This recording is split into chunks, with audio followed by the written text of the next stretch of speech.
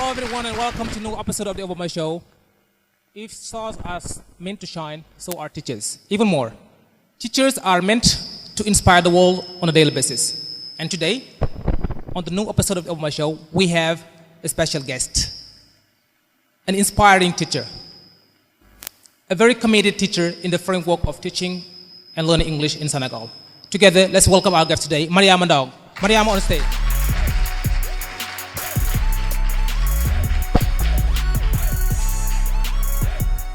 Thank you for coming. It's my honor to see you here. So before we start this show, let's begin with the biography. Mado, the biography.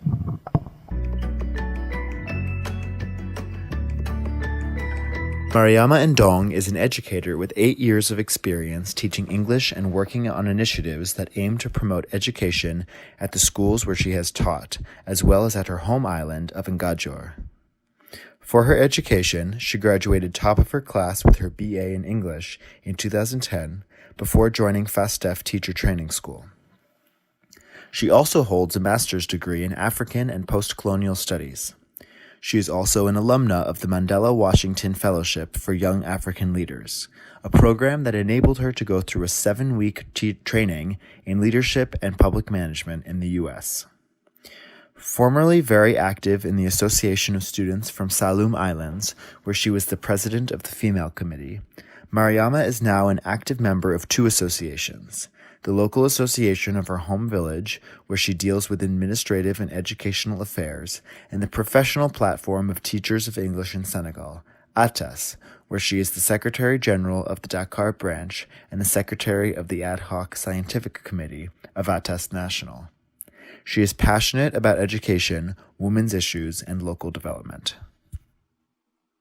All right, thank you very much for being here, and thank you so much for your generosity. You've been so generous with your time. I know you have so many things to do at home, but you left all and be here. You're welcome. My first question will not be a question, but you know, in life, some people, they always got a question they have to answer all the time. Like me, everywhere I go, people say, why do people call you Obama?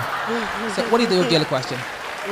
What's your? Daily question. People, something they ask you all the time, like me, when they ask me, when I go somewhere, they say, why Obama? I know, I hear a lot, where do you come from? Where does people who are named Ndong come from? And this kind of stuff. Where do you teach? As a normal teacher, every time you say, I am a teacher, people will be eager to know where you teach, where you come from, etc. Yep. And is there any question related to your accent? Like they ask you? Yes, I know. Many people call me, like, I know many people ask me in the English community of Senegal whether I come from Nigeria. No, I don't come from Nigeria, and I have never been to Nigeria, even though I know I have Nigerian friends. It's quite rare that I have a Nigerian accent. Mm-hmm. Yeah. Okay. So, dear viewers, this is Mariama ndong, our guest of today, and you've been one of the participants in the Mandela Washington Fellowship. Can you tell us a bit about your participation in that training? Thank you, Seydou, for your great question. In fact, last year I participated to the Mandela Washington Fellowship for Young African Leaders, a program that enabled 700 young African leaders from 49 African countries to go to the US and go through a training of 7 weeks in leadership and public management or entrepreneurship. For my case, it was about leadership and public management, since I am a teacher, and I participated in that program as a teacher who started some initiatives in the schools where I have taught, but also on the island where I live, to help kids improve at school and at least increase the success rates in the schools where I have taught, but also in the island where I am. The program is a very prestigious program, so you can guess that you're going to have many candidates for every continent. I think last year we had something like 76,000 people who just applied for the program, and at the end of the day, 700 African people went to the program. In Senegal, I think we were 23 or 24 Senegalese who participated in the program. So it's a very prestigious program, and so selective. And the selection process goes this way. First, you apply, and then after applying, you are invited to an interview at the local embassy of your country, And then after the interview, if you're selected, you go through the visa processing. And after the visa processing, you go to the US at the beginning of June or late June and start the program. The program is for 7 weeks, so you spend 7 weeks in your university, the university where you posted. And after the 7 weeks, you have a 3-day summit at DC with, seven young African people who spent 3 days in the same hotel, meeting with senators, meeting with important public people in the U.S. And then it's just something I wish everybody can experience because I know what it did to me. Since you back, like when you went to US for the training and you came back home, many people said, yeah, why didn't you stay? I know that they asked that question. But since you arrived, what concrete activities have you done or doing right now to put into action the training you've got there? Well, the program, because you have many follow-on activities that they design for the fellows when they come back to Africa to continue their impact on the different communities. After the program, when I came in August, and in September, I was able, in collaboration with the Alumni Association of Senegal, which gathers every Senegalese person who has participated in an exchange program of the US. So I was able to bring 17 of them to my island, a small island in Ngajor, and they spent 3 days, during which they held two sessions, one on entrepreneurship and another one on, I think it was sustainable development. They painted a classroom new, and that was 1 month after I arrived from the program. And after that, of course, I'm working on launching an organization. This organization, I have big ambitions for it. And apart from that, there are many ongoing things that I don't want to reveal, but I know they will come to the public. We understand. It works like this, and they are more interested in what you have to do after you come back than when you're going there as a participant. Yes. And my last question, still about your training session before we tackle the second part of the show, is about you are a teacher and a teacher who's been in the US. This is what a doctor wrote. Being a teacher of English and going to the US or in any English-speaking country and discover. And how does your training in leadership and public management, impact your teaching career right now? Thank you, Seydou. That's a great question. Indeed, this training helped me a lot. As I said, I was at the oldest teacher training college in the U.S. That is Bridgewater State University, that is in Massachusetts. And I was able to visit schools. I was able to attend to sessions that gave me an overview of the American administration, the American civil service, but also how the local state relate to the federal state in the U.S. And that, of course, gave me a different view of the administration in Senegal, what can be improved in Senegal, especially in teaching. And after this program, I have started meditating on what can be done in the public, in the civil service in Senegal. What spaces English teachers should go to plus teaching, and leadership is one of those spaces. Community service, volunteering is one of those spheres, and I think ATES has understood things, because when I came back and I found that the theme of the last year convention was on leadership. Right. Thank you so much. Thank you very much again for being here. So we'll be right back after the English club with our brother and friend Pap Gana Diouf. So thank you, Mr. C, and welcome back to the lesson of the day of the Theobamashow. This is your brother, Mr. Diouf Papagana, and I am a teacher of English. So our today's class will be on phrasal verbs, all right? So as you know, when a verb is followed with a preposition, it changes completely the meaning. So today, our phrasal verb will be to pick, all right? We're going to choose the verb to pick, all right? So first we have the verb to pick up. To pick up can have many meanings. To pick up, it can have many meanings. To take something up off a surface. This is the first meaning. To take something up off a surface. Alright? I can give an example. Pick your coat up off the floor. Pick your coat up off the floor. All right. So pick up can have another meaning. All right. Second meaning, to meet and collect a person from a specific location. Pick up can mean that. To pick up means to meet and collect a person from a specific location. That's okay. Example, who's going to pick up Alsan or to pick Alsan up at the airport? So I'll repeat myself. Who's going to pick Alsan up at the airport?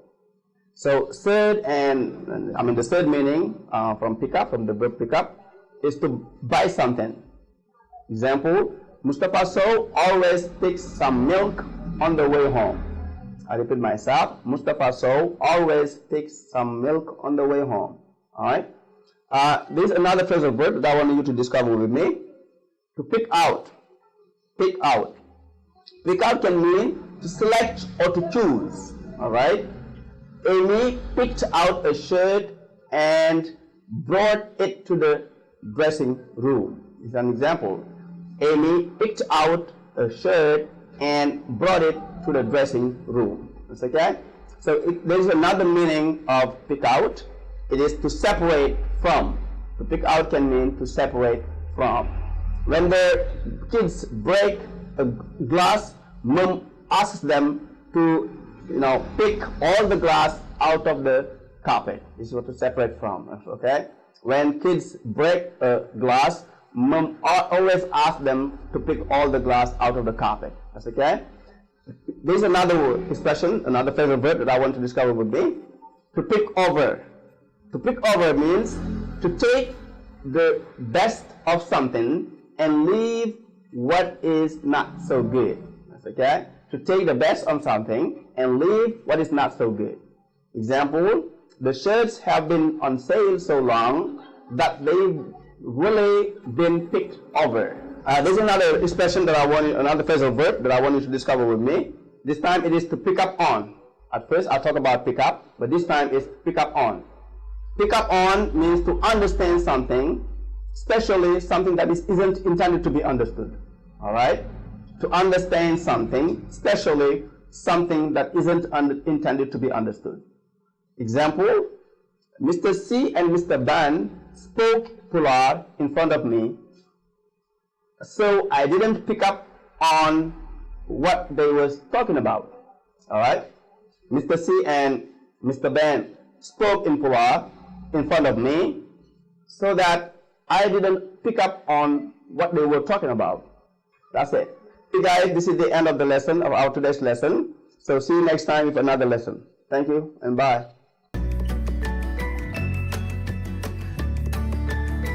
English class, as usual, you've been so great. And as I said earlier, our today's show is about leadership, and our second part is going to be about education. Our guest is going to talk about education, her role in our educational system, her project, and so on and so forth. So, sister, as a teacher and a very active one, what are your long-term projects for education in Senegal? Thank you for your question, Mr. Obama. In the long term, what I want is start an organization. As I said a while ago, I have already been working on this for a long time. And what I want is develop partnerships with collaborators, with services and individuals who can bring in-kind support to help students succeed in school, or when they don't succeed in school, help them at least develop personal skills that can be useful for them in life. All right, and as always, people, when they have certain tasks, they set objectives in life, there are always obstacles, hindrances. What is the main challenge that you are facing right now, and how do you think you can overcome, the challenge you might face during your fight and your work? Of course, there are challenges, especially when you're a teacher and you try to do something in the education system.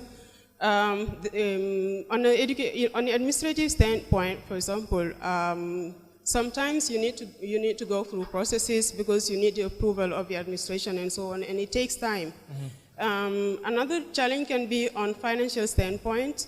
Often when you start things, support is not ensured, so you do things on your own. You need to dig from your pocket in order to do things. Definitely. Another thing is that not all the people will believe in what you're doing. Some people will be suspicious, thinking there is something behind that you're gaining from it. Indeed, you're not gaining anything.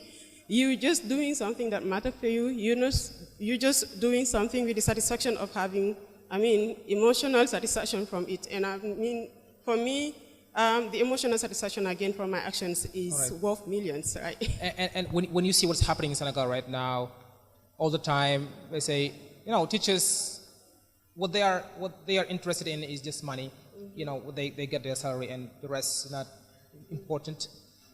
Are you optimistic about the future of education in Senegal today? Of course, I am optimistic. I know we have many challenges in this system, but I still know there are good teachers as you, as all the other young people I come across in this association, people who are willing to do things, who are willing to sacrifice of a time and a means to, train the good citizens that we want. All right. Well, my last question before we tackle the message to the world. I'm sure some teachers will be saying, Obama, don't ask this question, but I have to ask it. Mainly teachers in Dakar, like Dembele, they moonlight. They teach the morning in public school. The afternoon they have private schools. The evening they have private schools. The night they have coaching classes. They don't have time to think about their professional development and participate in associations like ATIS, the one you are in. What do you say to those teachers? Is it just they have to do it to gain money and to make ends meet, or they have to also think about the professional development? What do you say to the teachers like Dembele? Thank you, Seydou. This is a great and topical question. It is understandable that teachers moonlight in Dakar.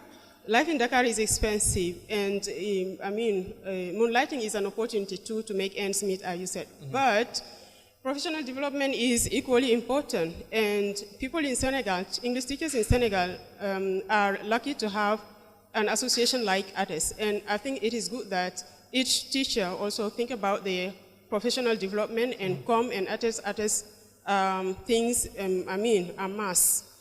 And for that too, ATES has to play a role. I know efforts are being made to work on the visibility of the association, but still more can be done. We should continue to spread the word about the great work ATES is doing.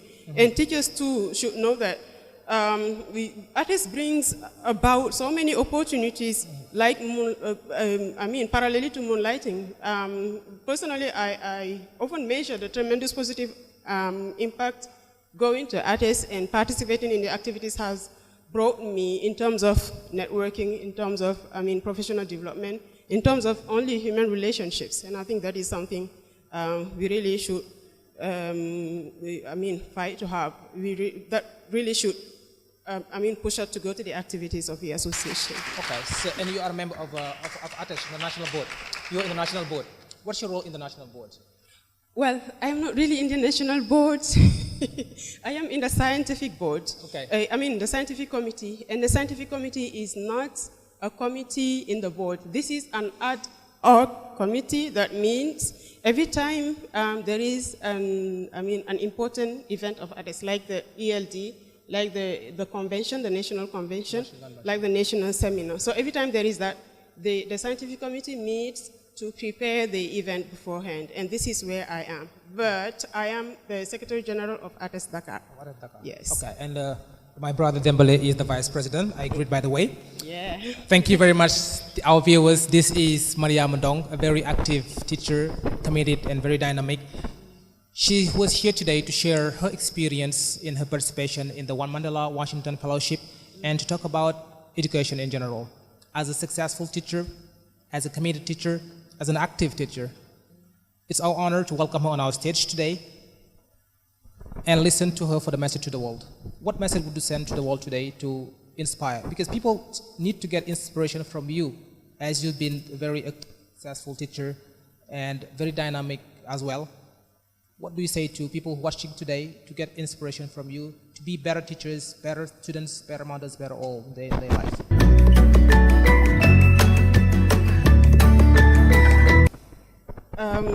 I will say something generally. I mean, beyond teaching, I think the world is going through so many problems, so many woes, and so many challenges. And the thing is that many of those problems can be ended or avoided in the future. But there is something that is that no government can do it alone. It's collective action that will help end many of these problems the world is facing. And each one of us living in this world has the responsibility to care about something and act on something. And I mean, the scale is never small. Every small action counts. And it is the sum of all of those actions that will bring everlasting change in the world. And what I think is that every one of us should aspire to leave this world after having contributed in making it a little better. We all have that responsibility. Thank you very much for being on the show. It was great to see you today. That was your brother and that was your sister Mariama Ndong on the show today. As I said earlier, teachers inspire the world, and she testified today. That was your show with Theobamashow with the Seydou Sy. Next time, best time.